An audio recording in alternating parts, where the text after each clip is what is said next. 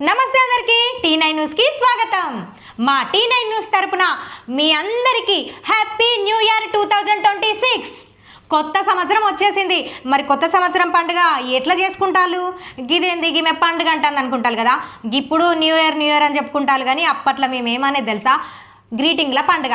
అవును, మాకు ఒక పెద్ద పండుగ గిది. 90s కిడ్స్ పండుగ అంటే గిదే. ఇది మాకు పెద్ద గొప్ప పండుగ అనమాట. గ్రీటింగ్ల పండుగ వస్తుందని 10 రోజుల నుండే మా ప్లానింగ్లు గింతగంత కాదు తెలుసా.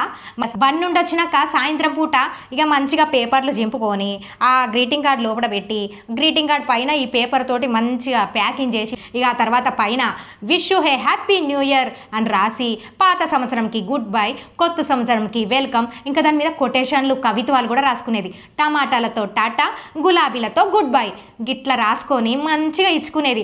ఇవన్నీ ప్యాక్ చేసుకొని ఇంకా రాత్రిపూట పక్క పెట్టుకొని ఇక అమ్మని అనేది, అమ్మ పొద్దుగాలనే లేపు, పొద్దుగాల మా దోస్తుల కడిపోయి గ్రీటింగ్లు పంచిపెట్టాలి అనేది. లేపుతా కానీ దమన పడుకోవే, ఉత్తప్పుడు శాత కాదు కానీ ఇక గ్రీటింగ్ల పండుగ వచ్చిందంటే చాలు, ఇక గింత కాదు అంత కాదు దీని ఆవిడావిడి అని మా అమ్మ నాయన అనేది. సంతోషంగా మేము గట్ల సంబరంగా చేసుకున్నాం ఈ గ్రీటింగ్ల పండుగ. ఇక మరి మీరు ఎట్లా చేసుకుంటారు ఈ గ్రీటింగ్ల పండుగ?